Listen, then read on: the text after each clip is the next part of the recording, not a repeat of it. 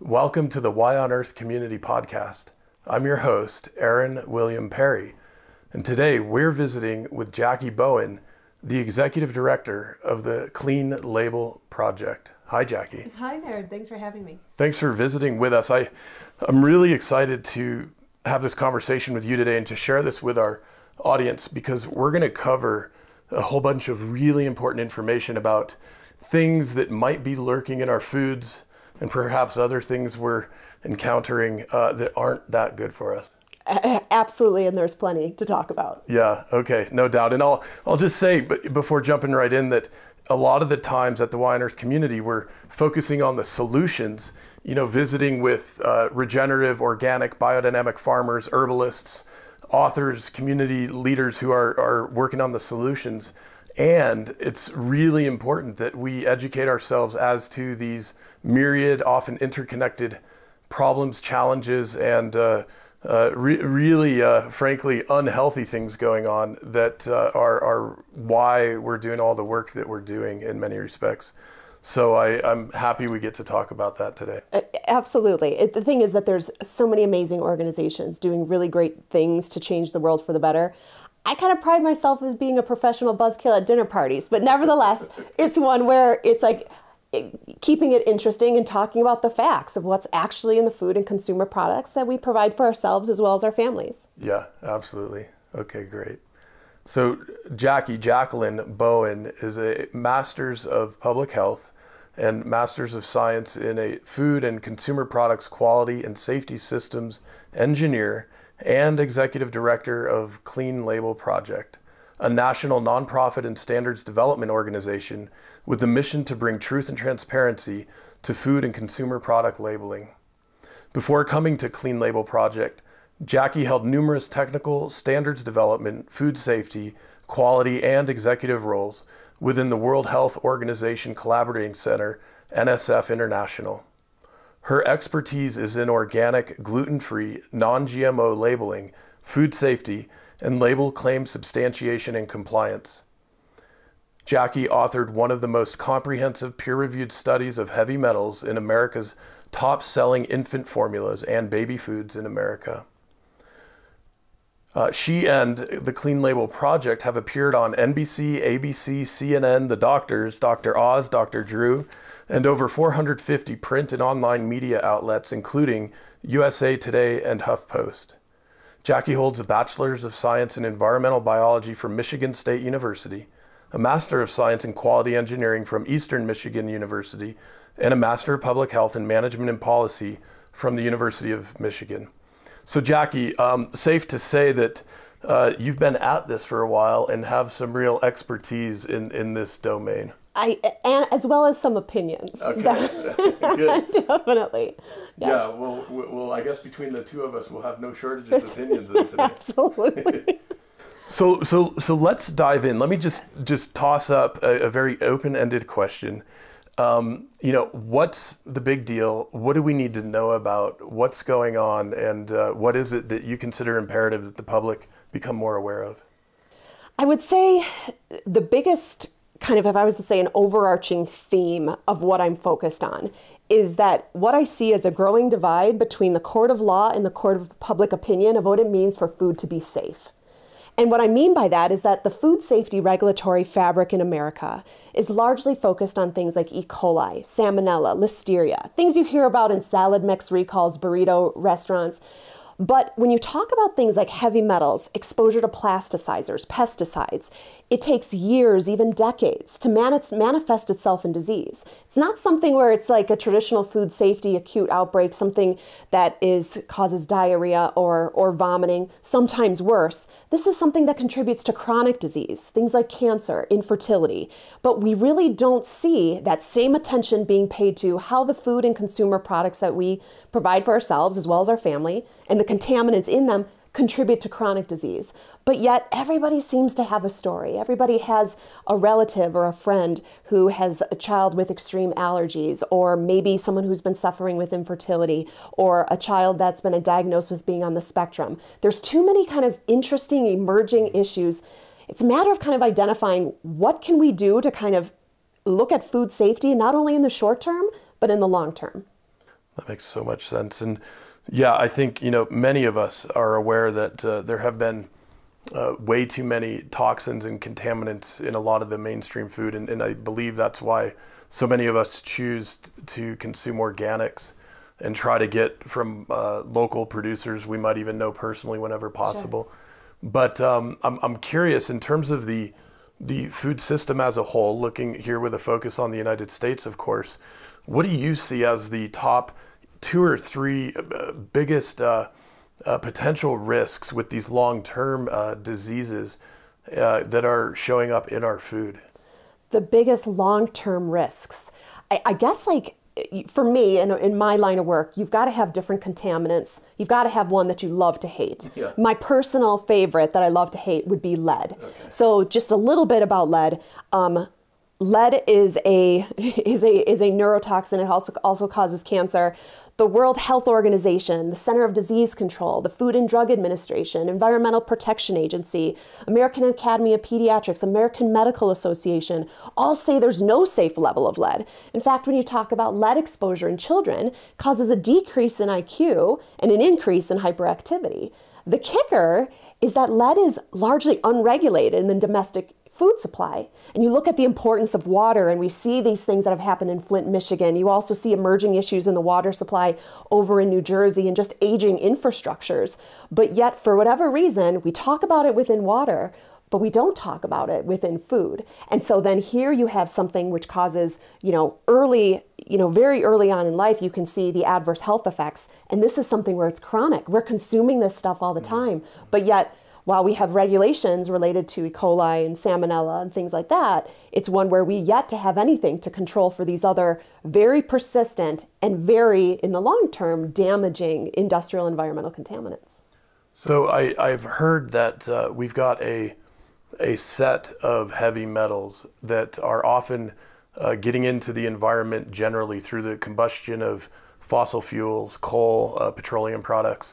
Is that essentially where most of this lead is coming from? Yeah, it's a lot of it. So if you kind of look at over the past several decades, since the 1950s, the lead levels were much higher. Since the implementation of rules around unleaded gasoline and implementing those types of changes, there has definitely been a decrease in the amount of lead exposure that children have, as well as consumers, both in the air, the water, and the soil. Nevertheless, it's one where we can do better.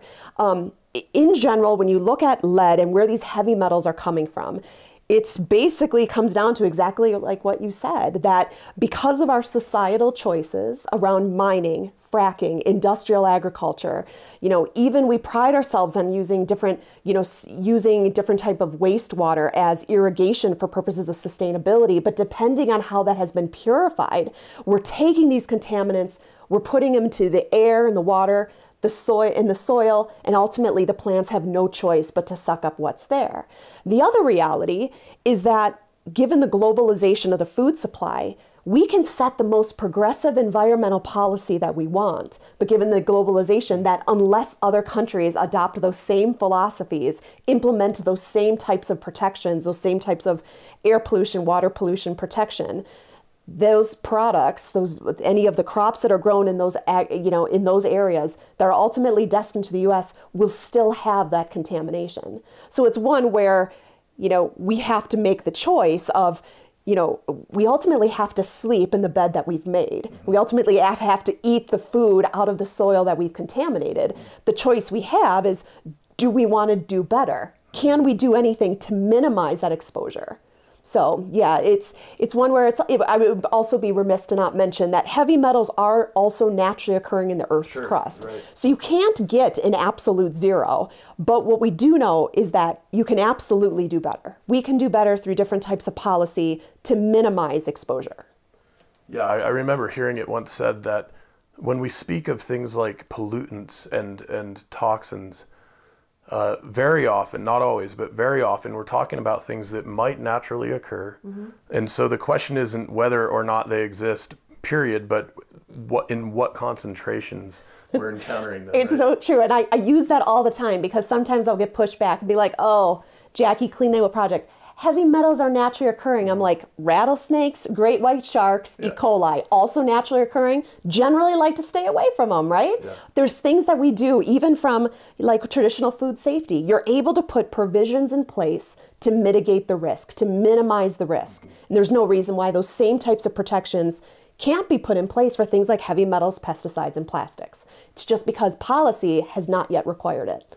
So listen, I'm by the way, my mind's going in a few different directions, and one of them is positive and hopeful, and I'll try to park that for the moment.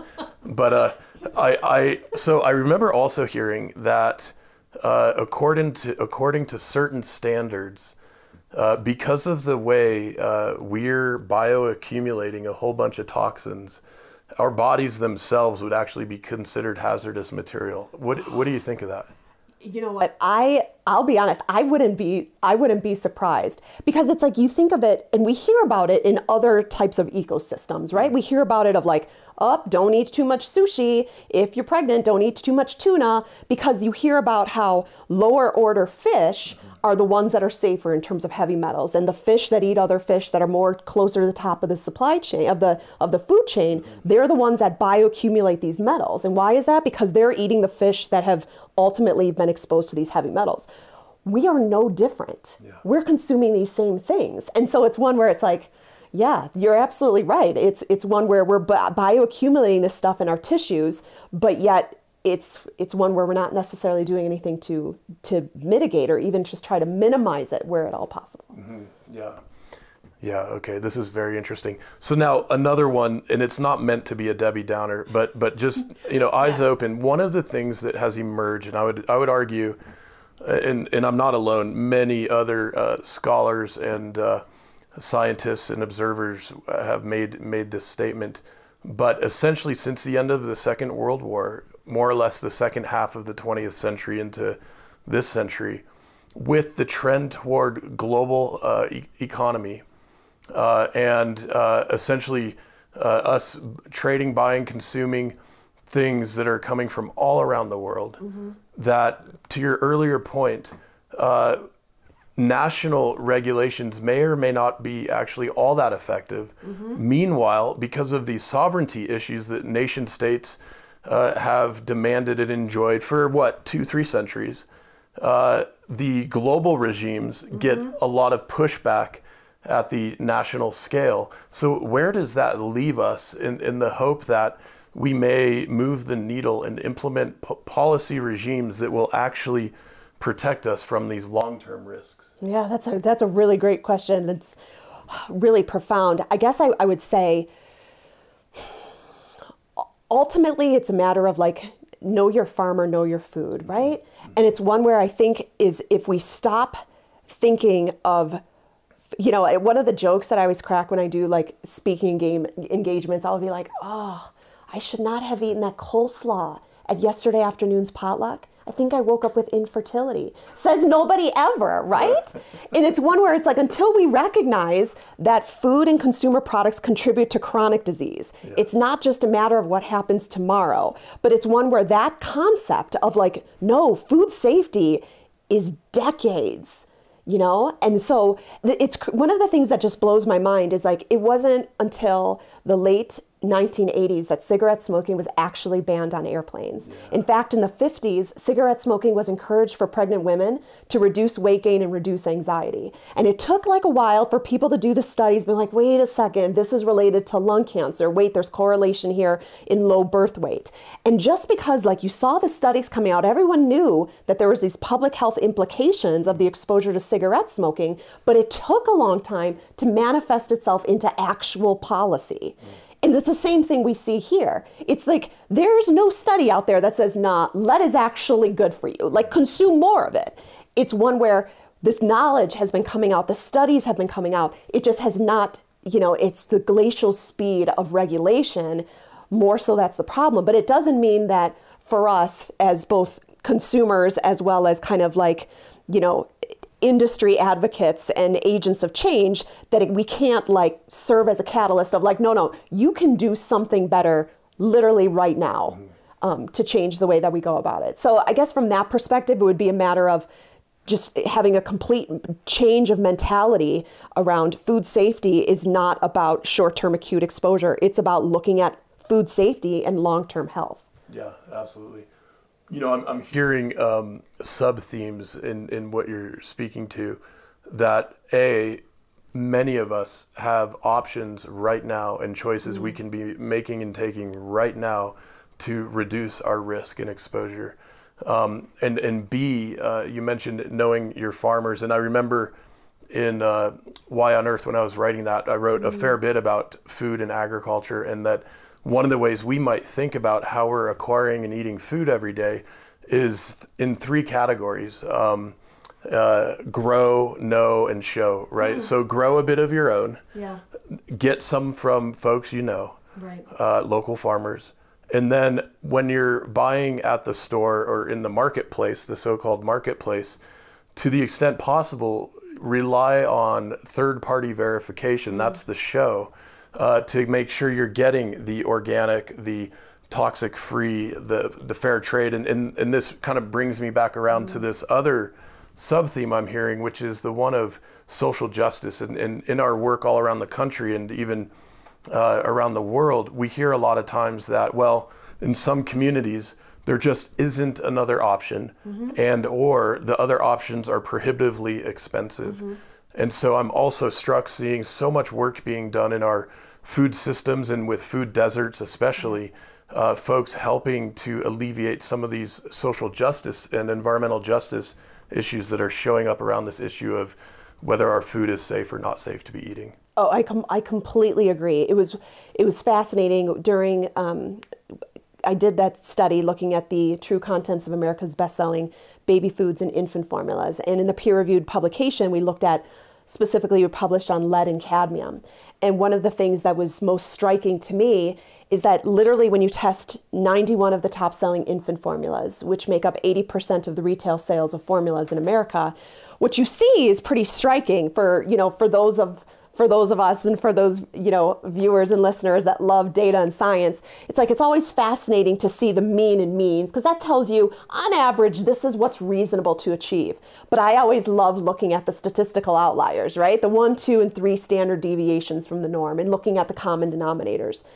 The thing that was fascinating is when you look at things like infant formula, for the most part, infant formula was non-detect or below 5 parts per billion of lead, which is the EPA concern level within drinking water.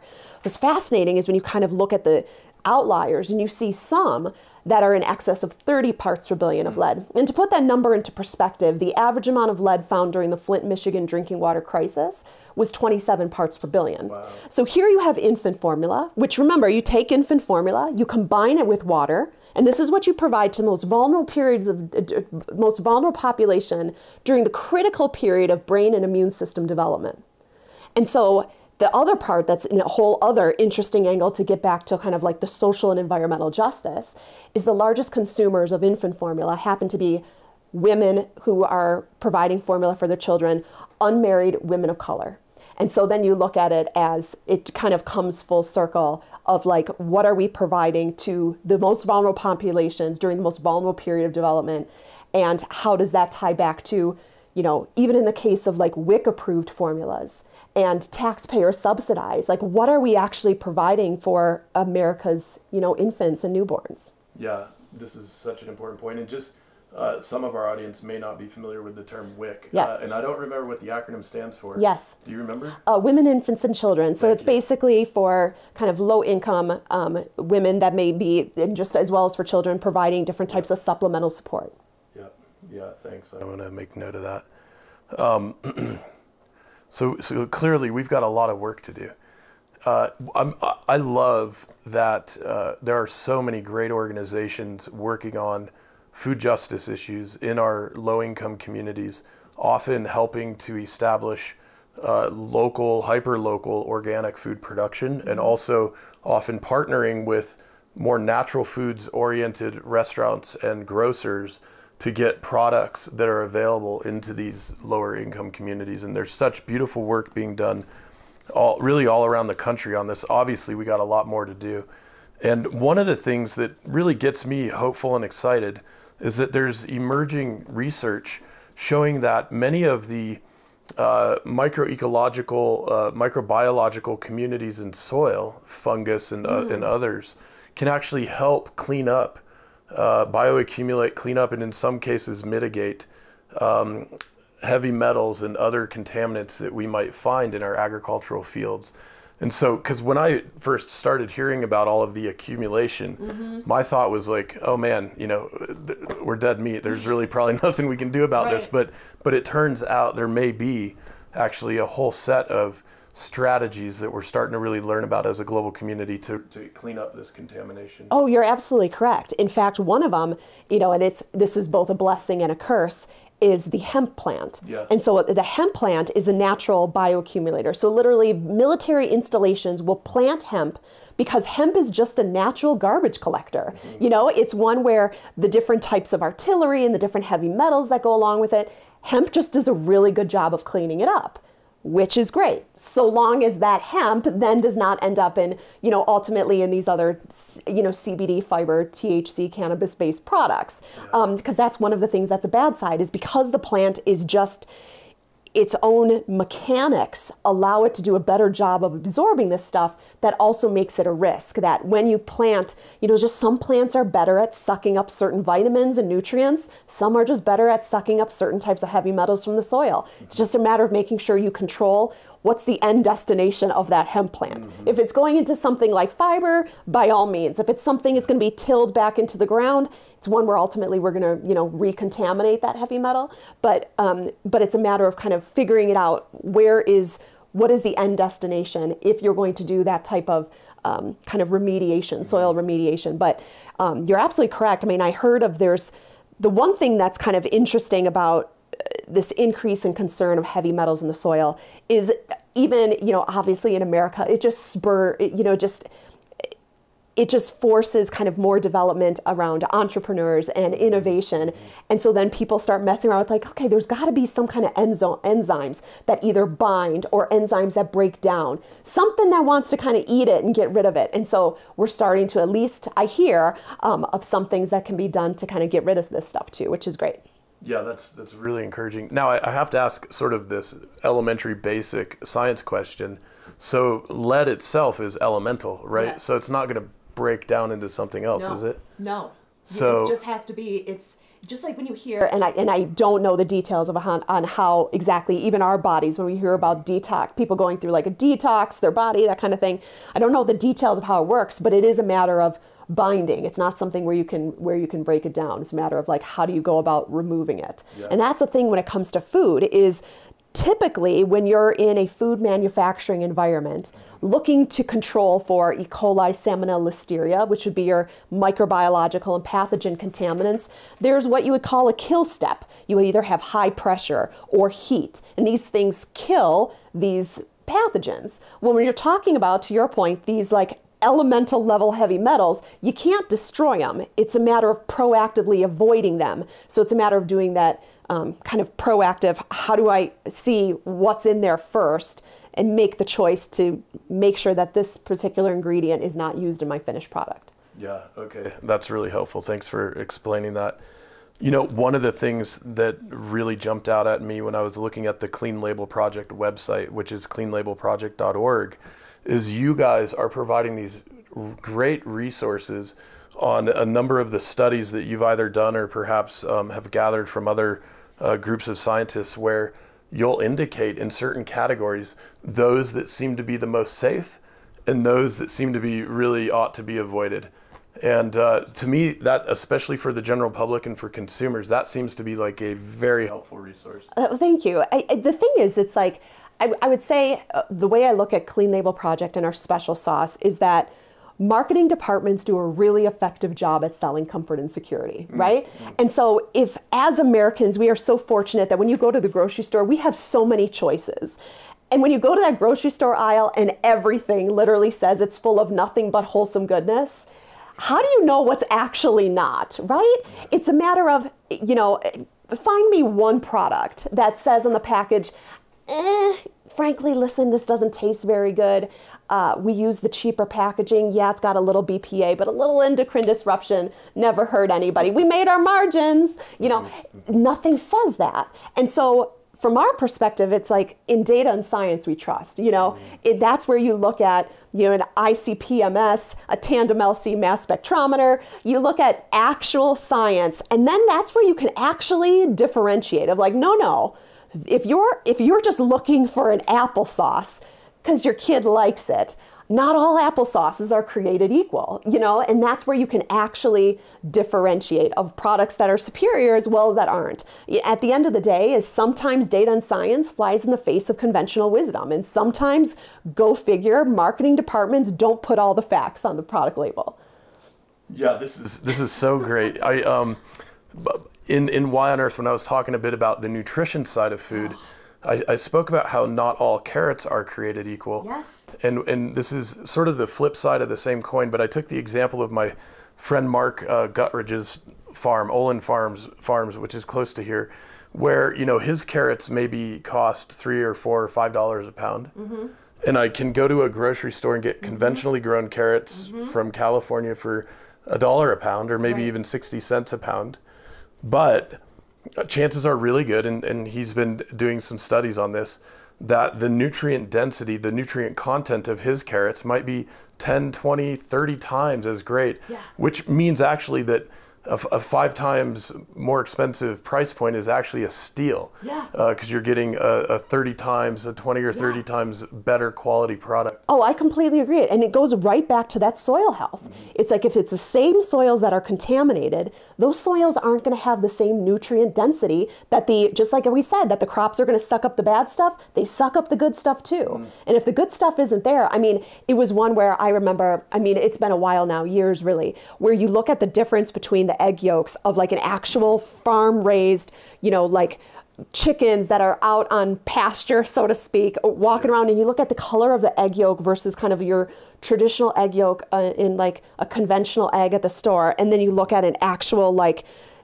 chicken, you know, farm raised, and it's like orange versus a pale yellow. And then it's one where even when you read about it, it talks about the amount of, you know, omega fatty acids and just the concentration of nutrients and the difference. And so it all comes back to that soil and how we treat our soil. And so it's one where, you know, you even can see it. I mean, it's one where you probably know much better than I do in terms of the soil health. You can even see it in the soil where you pick it up and you can see that there's life and matter that exists there versus soil that literally needs to rely on so many soil amendments to just be able to bear vegetables and fruit and things like that, just because it's so depleted over the amount of just industrialization that has gone into agriculture over the past several decades. Yeah, absolutely. And you can see it in general. You can smell it, you can feel it. And of course, this can also be tested in labs. So there's more and more soil testing going on around these issues as well, fortunately.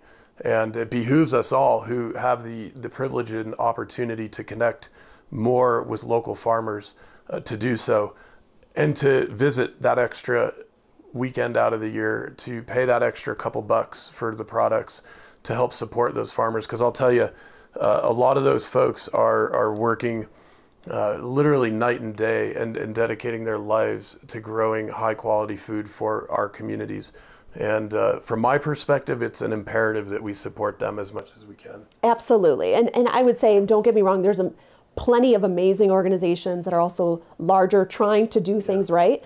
But it's also one where it's going to take a community agriculture and kind of concerned consumers in order to advance this, right? Even the stuff that we've been seeing lately on the news related to heavy metals in baby food. This was very much a consumer-led action that over the course of the past several years, you can see consumer advocacy ultimately pulling through industry reform and regulatory playing catch up. And it's a matter of the same type of thing, that it's like, you know, the concentration, the nutrient density of carrots from several decades ago looks very different than what it does today. And it's a matter of just consumers just being vocal about that and using your dollars as a vote for the food systems you believe in. Yeah, that's so important. Let me remind our audience that this is the Why on Earth Community Podcast. I'm your host, Aaron William Perry. And today we're visiting with Jackie Bowen, the Executive Director of the Clean Label Project. You can get information at cleanlabelproject.org. On Facebook, you can connect. It's Clean Label Project. Same with Instagram. And we'll include all these links in the show notes, of course. And then Jackie also provided a link to a Science Direct article. We'll provide the link on that as well, and we'll discuss that in just a few moments. I want to, speaking of communities and local farms and wonderful products, I want to thank the sponsors who make this podcast series possible and who are supporting our Why on Earth community mobilization work. This includes Earth Coast Productions, the Lidge Family Foundation, Alpine Botanicals, Purium, Earth Hero, Liquid Trainer, Vera Herbals, Growing Spaces, Soilworks, Joyful Journey Hot Springs Spa, Earth Waterpress, Dr. Bronner's, 1% for the Planet, Waylay Waters, and of course, our many monthly contributors. We've got folks all over who have joined giving at a monthly donation at a level that is of your own choosing. And if you haven't yet signed up and you'd like to, you can simply go to the whyonearth.org/support page and set that at any level. It's very helpful for our work. If you'd like to give at the $33 or greater level per month, we will send you shipments of the Waylay Waters aromatherapy CBD hemp-infused soaking salts as another way to enhance your health and wellness practice. Now, the hemp on those products is coming from organic, regenerative, and biodynamic farms, so I would imagine it's going to be among the better quality hemp available out there. And a very special thanks to our Stewardship Circle contributors, including our very recent joining friend, Bob Hill. Thanks, Bob, for your support and all the great work you're doing in the farming and herbal medicine arena. So let's get to that article that you shared the link for. Mm-hmm. Can you tell us what's in that and what we'll expect to find there? Sure. So that was the foundation of what we published, where we went peer-reviewed with the true contents of America's best-selling infant formulas and baby foods. So basically, we tested over 500 different baby foods in infant formulas.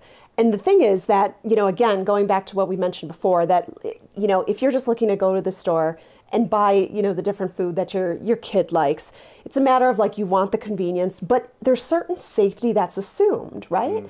And so it's interesting going back to it as, of course, you've got to comply with your regular traditional food safety, but then you look at certain types of products and you look at the just the sensitive population that are children.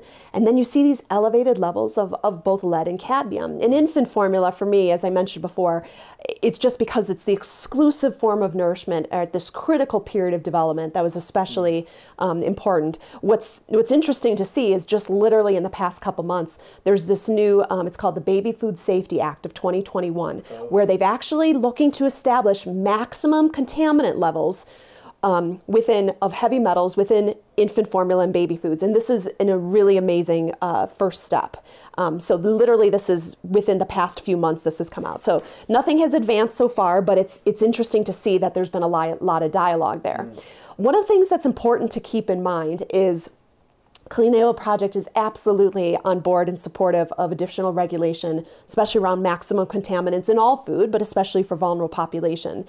The thing that's a little bit, I would say, kind of concerning is that ultimately, in no way do I believe that any baby food companies are peppering their product with heavy metals or pesticides. But from an engineering perspective, what gets measured gets done. And by having a regulatory tolerance, you're forcing the conversation of you're going to have to do testing to make sure that you comply. What's interesting, though, is that ultimately, baby food companies will have to get their ingredients from a farm.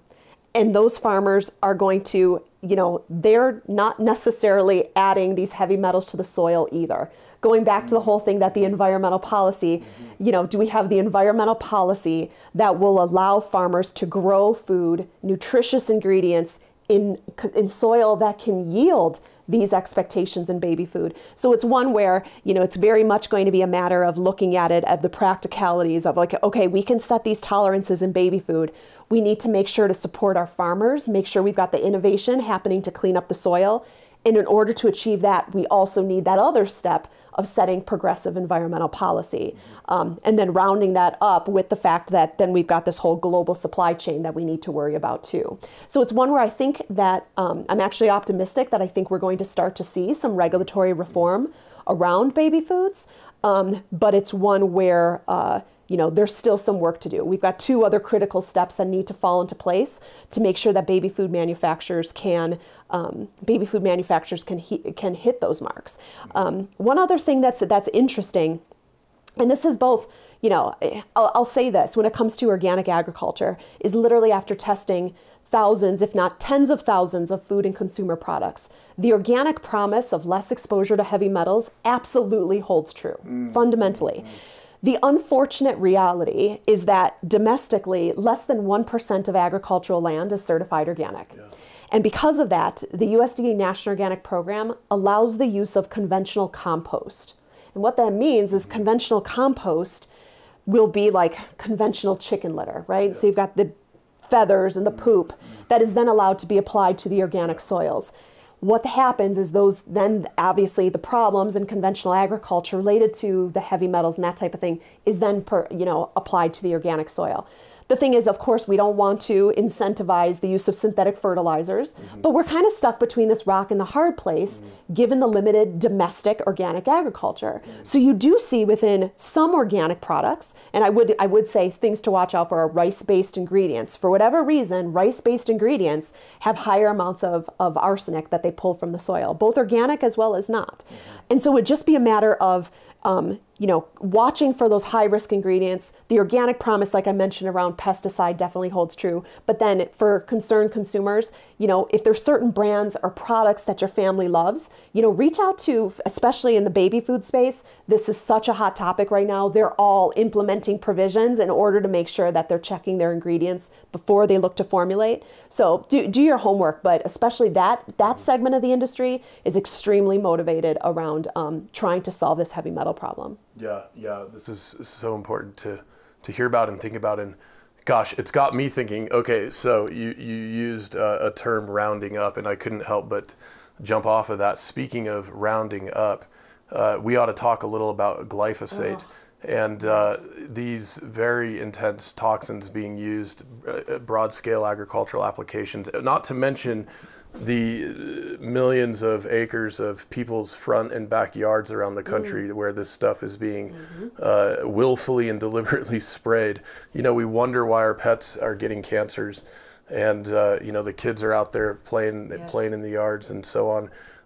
Maybe we ought to stop spraying these toxins in our own yards while we're also learning about how to get these out of our food supply. One of the things I'm really excited about is this regenerative organic movement that's emerging. And our friends over at Dr. Bronner's, Patagonia, Demeter, and the Rodale Institute, and we've had folks from, I think, almost all of those organizations on the podcast talking about this, have put forth this regenerative organic certification. And so when we get into this question of fertility and how to maintain and enhance fertility on the farm, it's something in this country we frankly run into a dire situation with our dependence on chemical inputs over the last 70 years or so. And it's imperative that we educate and accelerate our efforts around truly regenerative soil building practices. And frankly, the good news is there's a whole lot that can be done. The bad news is there's not a whole lot of it happening yet, to your point about the 1% of acres being certified organic. There are very positive trends about more and more acres going back to organic. Yeah. But, there's so much at play right now at all these different steps and stages of essentially all these things feeding into what we might be eating for breakfast or lunch or dinner. So I'm curious from your perspective, in terms of some of these trends happening on the agricultural side of things in the farms, What do you see as most promising, and what do you see as most challenging right now? Oh, I am super excited about that whole regenerative agriculture movement. Having done a lot of work in the organic space, Dr. Bronner's and David Bronner is just one of my favorite humans. Yes. He's just such a big spirit. Love that guy. Yes. And so along those lines, it would be, I'm excited about the regenerative agriculture because it's not just about not causing more harm, but it's like, how do we fix these problems that we've had? And so I love it because, especially for me, looking at it of like, we've got these heavy metals in the soil, and no, we don't want to take 100 years for Mother Nature, sun and water to fix the problem. What can we actively do to make it better? And so I've got a lot of hope in the regenerative agriculture. And along those lines, just like I said in baby food, is right now is such an amazing time to be a consumer as well as a consumer advocate. Only because it's one where consumer education and consumer advocacy can pull through industry and regulatory reform. Whether industry or regulation wants it or not, if consumers will it, it's going to happen. And so it's like you get some of these amazing brands that are really progressive in order to drive it through, drive the whole problem, which I think is great. Another movement that I actually think is pretty cool is the upcycled food movement. And so this one is one where literally this would be traditional food waste. That it's not one where it's thrown away, but it's like 40% of food is thrown away before it even reaches the grocery store because it is aesthetically not pretty. It's not your perfect Roma tomato. The blueberry isn't quite big enough to make it into the clamshell. And these things end up either in landfills or being tilled under or end up being sent to the neighbor next door as livestock feed. But the thing is like, no, these are really great ingredients that can end up in cereals. These are really great ingredients that can end up in cosmetics. How can we do a better job of almost making a Craigslist of what would be, waste, that still has nutrient density, that still has protein, that still has calories, that would be destined for a landfill? How can we upcycle that into actual food and human food? And so that, I would say, that's another really interesting movement that I'm excited about in addition to regenerative agriculture. Yeah, absolutely. Yeah. So I've been tracking a few entrepreneurs launching consumer packaged goods companies using these kinds of inputs, so-called ugly fruit or ugly vegetables. Yeah.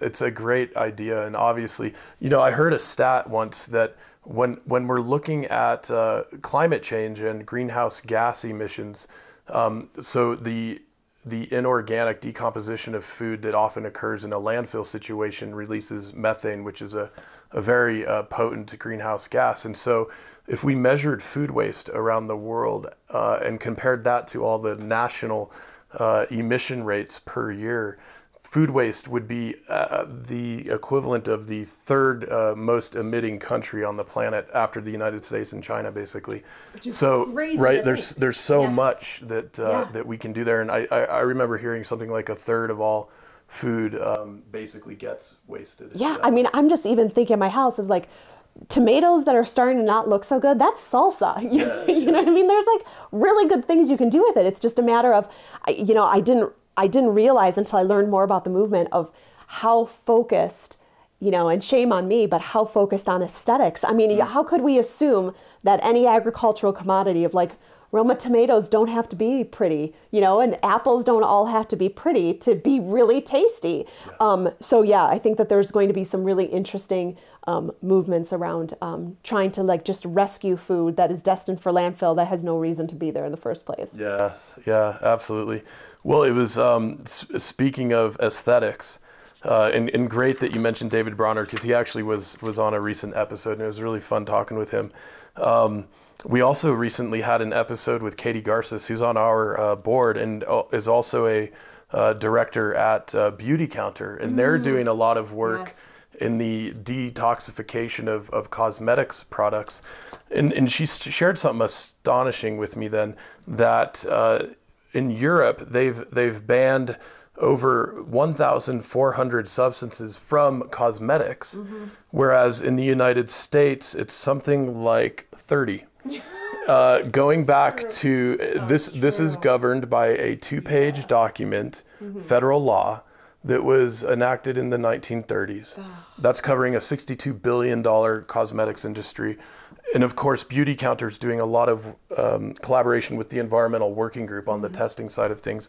But with respect to cosmetics, and other things like, prenatal vitamins and sunscreen. You guys are doing things that are even sort of outside the realm of food per se.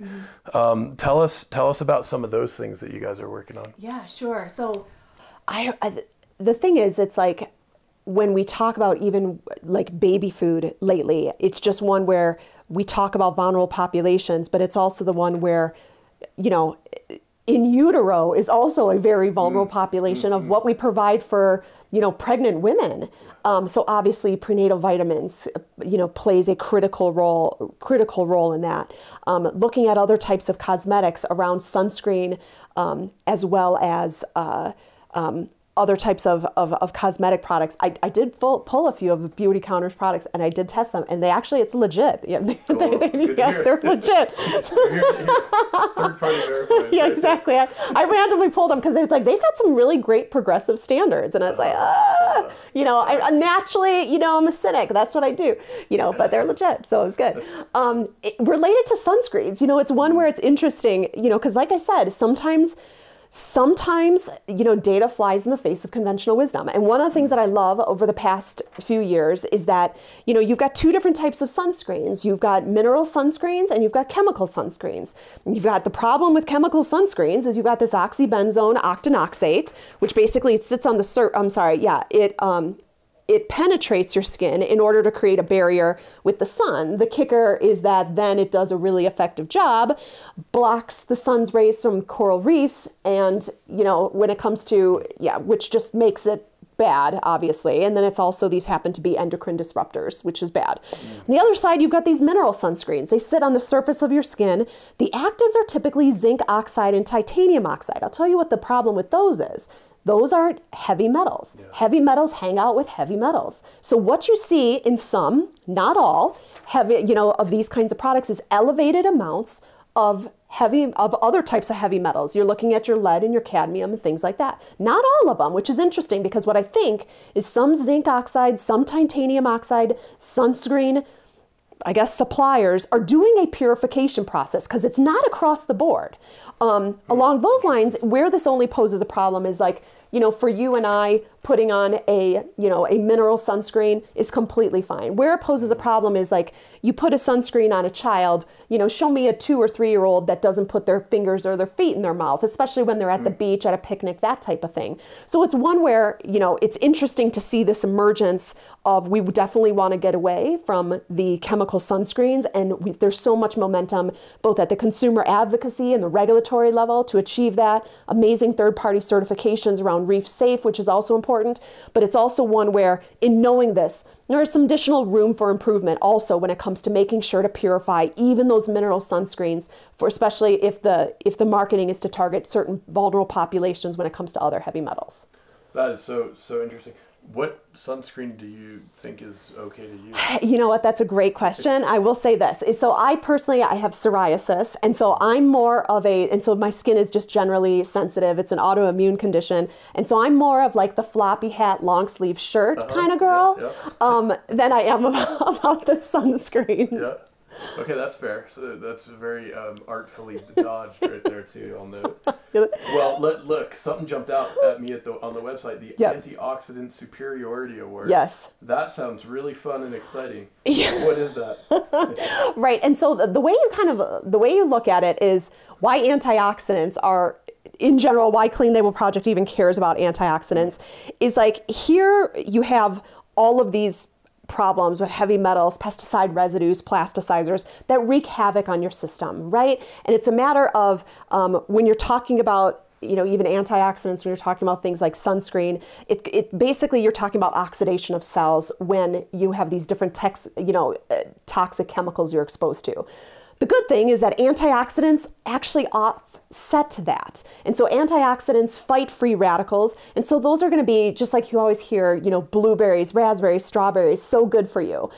That's why antioxidants, that we look at it, is like, yeah, it's one where we've got this problem with heavy metals, but, while I'm in no way a physician, it's one where antioxidants can only help and not, look to hurt the situation. And so that's where with antioxidant superiority, it's a matter of, just like we talked about before, carrots, not all carrots are created equal. Not all eggs are created equal. When you look at different types of, products, even different types of wines, you always hear about red wine of like, no, it's good for you. You need to eat more, drink more of it.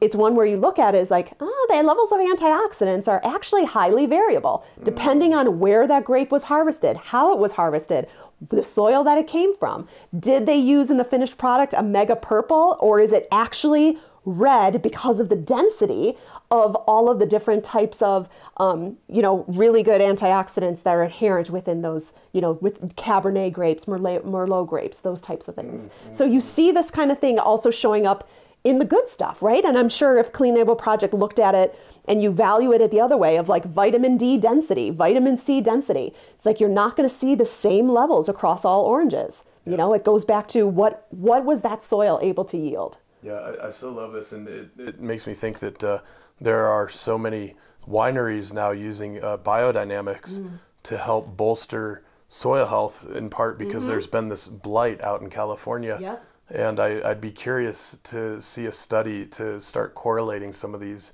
practices with the antioxidant levels and contaminant levels and so on. It's always interesting. I haven't investigated biodynamic, but it would be interesting to look at. I mean, so often you hear with biodynamic and people talk about, like voodoo agriculture. It's like, I'm not exactly sure when, row crops became like so common. I'm like, yeah, that's really natural. You know what I mean? That it's like, no, animals die on fields, they decompose, and these different types of nutrients and minerals get put back into the soil. There's different times of day that when you harvest, the nutrient density that within those plants and those crops, it's just different given the mechanics. And so, but I haven't yet had a chance. I would love to. It'd be fascinating to see of even like, when you look at something that's harvested biodynamic versus organic versus, conventional, how that nutrient density varies, because I absolutely anticipate that they would look very different. It'd be a fun little project to pursue. Actually, we're connected with a bunch of friends in that arena, and who knows, maybe there'd be some interest in doing something like that. Absolutely. That'd be a lot of fun, and it would be very interesting, I think, to me as well. I got to mention that around page 300 of Why on Earth, the book, in the chapter called Make, is a list of the 10 most toxic, or 12, most toxic chemicals in your home. This came from a resource called prevention.com and was part of an investigation by the Environmental Working Group. So in there is BPA, lead, of course, arsenic, perchlorate, lead is right there, number 7 on their list, glycol ethers, and so on and so forth. So I know you're getting a full download here with this episode right now with Jackie. However, if you're interested in reading a little more on all of this, I would point you in the direction of this chapter called Make in Why on Earth around page 300. And Jackie, I just want to mention once more that cleanlabelproject.org has all kinds of great resources. And we didn't hit on pet food, but you have a pet food section. Yes, right? Yes, pet food. And so when it comes to pet food, here it is where 95% of pet owners consider their pets part of the family. I know I do with my fur babies. And so the thing is with pets, unlike ourselves, they for the most part eat the same thing every day, 2 to 3 times a day, their entire period of their life, right? Yeah. The thing that's different is it's always so interesting when you look at the marketing of pet food and you see like these beautiful fillets or these beautiful bounding cows through these fields. And then you see a pet food or dog food bag that retails for $30. And you're like, and it's shelf stable. You know what I mean? Where it's like, I don't know. And so the thing is like when you test the very best or the top selling pet foods in America, you see crazy results. I mean, pet food, I would say like in the different categories, like we've tested a range of different types of products, but pet food was by far the gnarliest. And I say that not that all of them was bad, all of them were bad. It's just some of like I said, my love of statistical outliers, the ones that you see that are just like crazy numbers. Whenever I run into people that at the airport or sitting next to people and they hear what I do, naturally they're like, oh my God, what do you feed your dog? What should I feed them? Here's one of the things that I always say with pet food. By far, the cleanest pet food protein source is turkey. The most contaminated, Fish, I'll elaborate. Turkey, I'm not exactly sure why, as opposed to other types of poultry, right? Because you can go and you can have chicken. Turkey was by far the cleanest in terms of that. You know, you also have to think of it of like the lifespan of, typically you think of, you know, chickens, you think of broilers, you know, their lifespan is shorter. So they don't have the chance to kind of consume as much of this, you know, pesticides or heavy metals that would then bioaccumulate. Turkeys must be the case too, or that what they're fed is just different. Nevertheless, turkey protein within pet food looks great. On the other side, we talked about fish before and about how it naturally bioaccumulates. The thing is, when it comes to fish and fish ingredients in pet food is, go figure, the fish that they put in the pet food is not the beautiful salmon fillets that you see in the deli case at Whole Foods Market. That's not what's in the pet food. What's under the pet food is something that they call the rack. And what the rack is, that's going to be the brains, the innards, the skin, the bones. Where do heavy metals accumulate? The fat, the bones, the skin, you know, those other tissues. And here you have your little fuzzy animal who then eats the same thing 2 to 3 times a day, every day of their life. Now, don't get me wrong. Fish oil, and especially fish-based ingredients with all of the fatty acids and all the omegas are really important. It's just one of those things to keep in mind that given their mono diet, just that need or potential to make sure that where possible, unless you've got your, you know, pooch or, you know, cat has some type of food allergy, where possible, try to minimize. And even if your pet does have an allergy and needs to rely on a fish-based diet, try to look for those fish that are at lower order, right? So you don't want those higher order fish. You want the smaller ones. So those would be along the lines of like, you know, your cod, your anchovy, some of those smaller fish that don't have that same heavy metal bioaccumulation problem. Yes, as opposed to tuna. Exactly. Or what are some of the others at the top? Yeah, I mean, the other ones that we would hear about within, you know, within kind of like human food would be any of like your shark-based food and stuff like that. But tuna is typically the other one we would hear about. Salmon is kind of middle of the road, but tuna would be the one that you typically hear about within pet food. Yeah, and not to you know, add to the gross factor here, but for a while I was working in the recycled fryer oil industry with a biofuels company.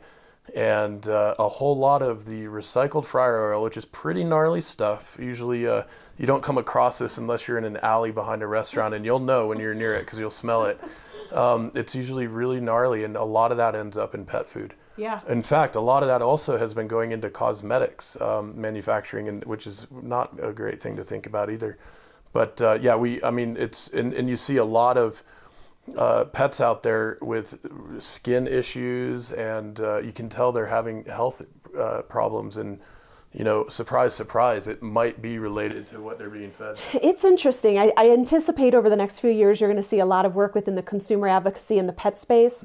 The primary regulation that's used in the pet food space is called AAFCO, A-A-F-C-O. I'm not exactly, Feed Control Operators is the end of it. But it's one where there's a fair amount of questionable ingredients that are allowed within pet food. And just given the humanization of the pet food category and the claims that are made on pack, just like I mentioned, so many of us consider our pets part of the family. We expect better, especially when we're paying a little bit more, trying to those same claims that, you know, the reasons why we buy food independent of taste and price, that they just resonate with us, you know, from a more philosophical level. It's those same things that we expect in our pet food too. Yeah, that's really good to think about. Well, Jackie, I'm looking here at my notes, and I think we've covered everything I was hoping that we would.